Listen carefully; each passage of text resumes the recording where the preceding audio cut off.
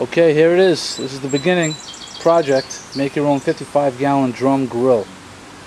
These two drums I got, which had fish oil in them, not motor oil or kerosene, for cat food or dog food additive they use for that stuff. So what I did is I washed them out with some dish detergent and some water. Just kept on rolling them around the ground, getting them nice and clean.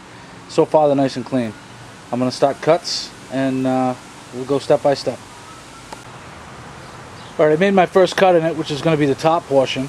I used a grinder, and one grinding wheel got me from the bottom through both top lips and one side. So it's going to take you about 2 grinding wheels if you go real easy. The harder you push, the faster you burn your grinding wheel up. So take your time, do a nice cut.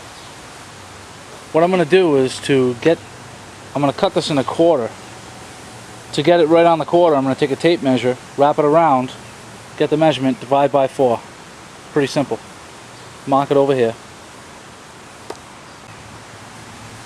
Once you make 2 cuts, don't cut the sides yet, because now you know where the opening and closing of the lid's going to be. This is a quarter of the barrel, measured 18¼ inches between, if you were to hold the tape measure right on there. That's where I had to do it. Then I stood the barrel up. I used a plumb bob. I put it on top of that barrel. Used a plumb bob, tape, and a chalk line. Tape the chalk line to this end. Let it hang down right over your mark. Let it level itself out. Snap a line. There you go. You want to put your hinges on before you cut the sides. It's a lot easier to do it now than it is when this cover's flopping around. So I used a couple cheap ass door hinges. I'll probably replace them with good ones, but that's what I have for now, and I want to get this thing halfway done. So we'll see. What I think I'm going to do is I'm not going to cut down this. I think I'm going to cut like this. That way I don't have an opening on the side like this. I can put vents in here, whatever I want to do. But I think I'm going to trim this just like that, so I have the cover that just opens up, and I'll have a nice little rain lip right here to keep any crap off it before I paint it. Alright, I put a handle on it, off for one of my old grills. Nice rubber handle, heat resistant. A couple of 3/8 bolts. I'm going to replace all this with stainless steel stuff, but not today. Those hinges, they work, but they gotta go. They're too weak. You need some heavy duty hinges.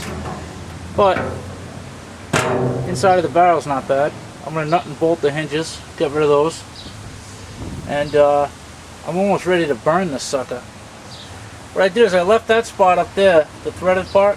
When this is sitting in its cradle, that's going to be on almost the top part of the grill, which is nice because that'll be a nice exhaust stack. Threaded pipe right in there.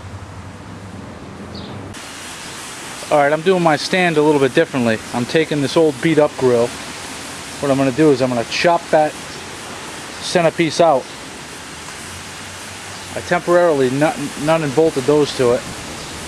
But what I'm going to do is I'm going to weld those to the outside of the frame and get rid of those nuts and bolts. I'll put some stainless ones that go in so it doesn't look atrocious before I paint it. And I'm going to do the same thing on this side here. All with that. Nice, nice. So I tack welded those legs together once I got it sturdy. I'm going to use some nice diamond plate to go across like that. Like that, to strengthen that up. You can see the paint's coming off. It's starting to come off because I got it fired up. That's what you want to do. You want to burn this some bitch until everything's burnt off it. Really get it red hot. And that sucker right there is roasting. That's hot.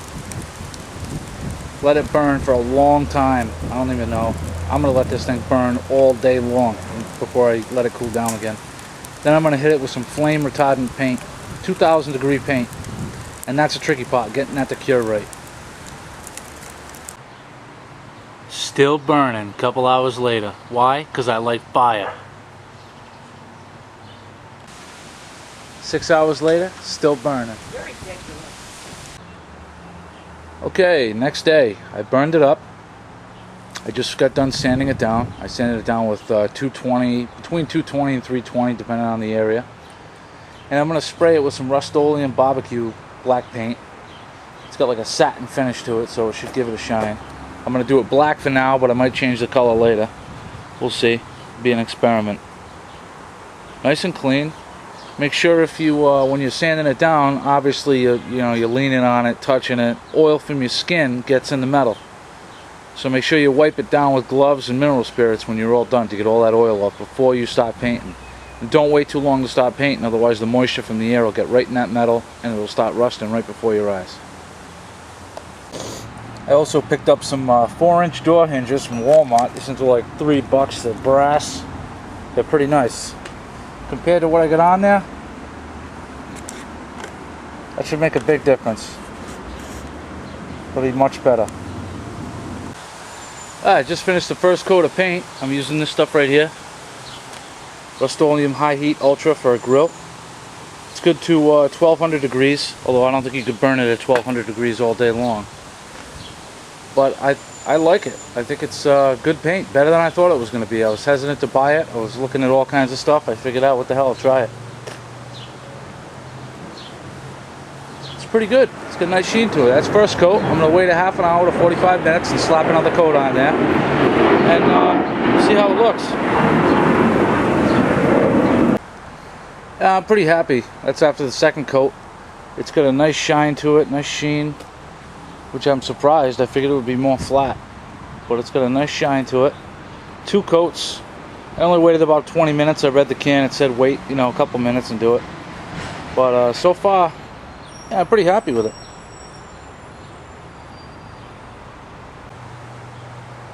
Okay, right now I got my temperature gauge installed, and it's reading almost 400 because I put some charcoal in it. Got my grill back on. Paint's holding up nice. My new hinges, much better than the old ones. What I did is I scraped it, really cleaned it good with a steel bristle brush, vacuumed it all out after I burnt it, and then I coated it with cooking oil, every inch of the inside. And what that'll do is it'll season the metal. That way it'll get rid of any rust, because the rust will be gone after this thing heats up and dies down. Cooking oil helps to season the wood. So far so good. And I also put a little vent in it. I'm going to put another one. That came off of one of my small grills. I just ripped it off the cover and popped it on, drilled 4 holes and instant vent. Slowly but surely it's getting there. I got a couple of brand new grates too that are going to go. I think it's looking good. Well, there it is, just about finished.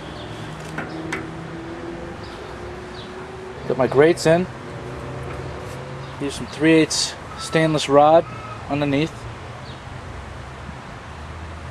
Spaced out a couple inches from the back.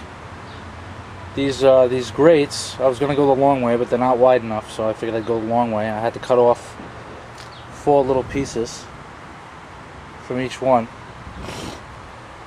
And like the rest of the grill, I'm going to coat the ends of those with oil and basically season the metal on the grills, on the grates. And next is going to be the smoker box to it. I'm also going to take the controls from that propane grill and I'm going to make this baby propane usable as well. So I'll have a dual function grill. But so far it works pretty good. It's nice.